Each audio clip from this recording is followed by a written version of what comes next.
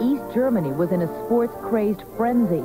Fueled by victory, the government escalated its twisted plans. Children were recruited in kindergarten and tested to see if they had the potential to win gold. Unsuspecting parents signed releases, giving the state complete charge of their children. And in a country where people had to wait 15 years to get an apartment, some parents bartered for perks from the state in exchange for signing. Martina Faraka was just 6 when she began swimming. She was 10 when she was taken from her parents and sent to the special swim school in Magdeburg. Her roommate was another 10-year-old, Jutta Klaas. We were always together, right from the beginning, like a little family. But the two 5th graders quickly discovered they were expected to train 8 hours a day. We had to swim in our jogging outfits with heavy weights around our legs and arms. The trainers wouldn't just say, you have to swim faster. They would say, you stupid cow, why don't you try harder? And along with the intense training came the little blue pills. We were given tablets right from the beginning, when we were 10. But by the time we were 12, the pills increased. We got dozens every day. Plus, they gave us injections. One didn't ask questions. If you did, you'd be punished and just have to train harder. Although Martina Faraka became the national junior backstroke champion, she says she was so burned out mentally and physically that she quit at the age of 15. But athletes who went on to win gold became icons in East Germany. In the early 80s, Birgit Meinecke was the fastest freestyle swimmer in the world. You achieved amazing success. You were 3 times the world champion, 6 times the European champion. Life for you was very different then than it was for everybody else in East Germany? Ja, das muss man schon so sagen. Yes, you can say that. I had a lot of privileges. Ich hatte frühzeitig eine Wohnung. I had an apartment. I saw the world. I traveled a lot, which was very difficult in East Germany. And I was financially secure. Auch finanziell abgesichert. But fame came at a price. Elite athletes like Birgit Meinecke were taken to the highly secure Sports Institute, where they were tested in laboratory-like conditions. This top-secret film shows the bizarre training rituals utilized by the East Germans. Electric currents to improve muscle tone. Tissue samples extracted. Every test designed to measure endurance. Ich habe da auch sehr furchtbare Erinnerungen dran. I have terrible memories of that place. 4 times a year, we were tested, and I had to swim wearing a gas mask in a tank. I was terribly claustrophobic under the mask. Like the others, Meinecke couldn't help but notice the changes in her body, but her coach convinced her she wasn't being doped. Every time we traveled out of the country for competitions, we had to take a drug test. And when we passed, that proved to us that we weren't being given drugs. What Meinecke didn't know was that the researchers at the Institute had carefully calculated how long it took for the steroids to pass through her body. Top-secret documents now show how athletes were monitored, so the steroids could be stopped in time to test clean for competitions. Even so, under State Plan 1425, they took no chances. They tested all the athletes 2 or 1 day before they could leave the country. So they made sure at this time that every athlete was negative before he left the country, so nothing could happen. And they could sing the song of a drug-free East Germany all over the world. State Plan 1425 would be exposed by an unlikely whistleblower. That whistleblower's name was Dr. Werner Franke, a renowned scientist married to a former East German athlete.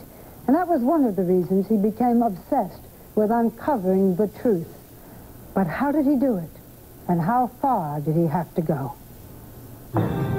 One man on a dangerous journey, miles from help, digging for evidence of an appalling government experiment. Would he be stopped dead in his tracks? A high-ranking officer of the old system appeared and said, only over my dead body you get these scientific documents out of here. When 2020 returns.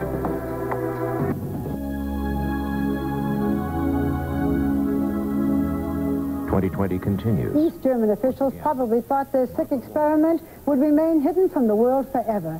But they hadn't counted on what would happen when the Berlin Wall came down, uniting East and West. West Germany would appoint a committee to investigate what East German scientists had been up to. Dr. Werner Franke was an esteemed member of that committee, and like many others, he suspected East Germany was doping its athletes. But how could he prove it?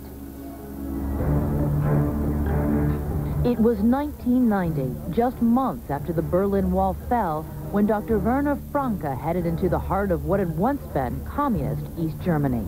It was not without danger, you know, to undergo such a trip at the time. Dr. Franke set off on a crusade that would last more than a decade. He flew from Frankfurt to Berlin, searching for the paperwork that would prove him right. He knew the secret police, the Stasi, kept elaborate records on everything. But Franke also knew that while the wall was coming down, classified documents were frantically being destroyed. Was the evidence lost in 17,000 sacks of shredded paper? Just as he was about to leave Berlin, Franke got a tip. That certain scientific documents had not been destroyed in the shredder machines, but may have been left in a place where nobody had thought of before. Dr. Franke decided to investigate. He hired a taxi to take him to a remote place called Bad Saro, a military facility where he believed the most sensitive classified documents had been hidden. It was early morning when he arrived, uncertain if he would even be allowed inside. Did you really think they were going to let you in to look at these top secret files? It was a fight. A high-ranking officer of the old system appeared and said, only over my dead body you get these scientific documents out of here. You went toe-to-toe with these guys, yelling right back, saying, yes. I have this authorization. Yes. And it worked. It worked, yeah. Somehow, Dr. Franke was able to outmaneuver the officials in charge and walked out with 8 highly classified doctoral theses. The documents left little doubt that State Plan 1425 was an elaborate government-run operation on how to cheat. They actually wrote theses on how to avoid having steroids detected in athletes at world competitions? How to cheat the international system, that's right. How long were the East Germans aware that these steroids were not only causing deep voices and acne, but also liver damage to these athletes? How long did they know this and continue to give these athletes these steroids? They knew this right from the beginning. They recorded the damaging side effects in these doctoral theses. So it's very much like, you know, doing experiments with guinea pigs. As he reviewed the documents, Dr. Franke discovered charts and diagrams comparing the performance of more than 200 athletes to the steroid doses they received. Dr. Franke now had undeniable proof that East Germany's top champions had all been doped.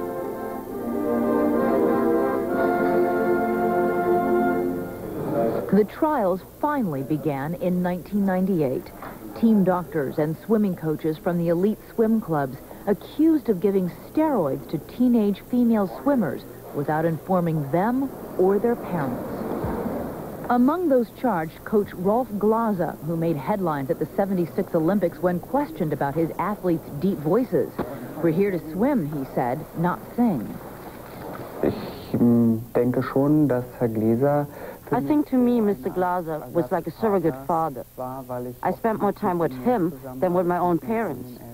Glaser's shining star, Birgit Meinecke, initially refused to believe her coach would have betrayed her. Then prosecutors showed Meinecke, now a general surgeon, the damning medical file found at the Stasi headquarters.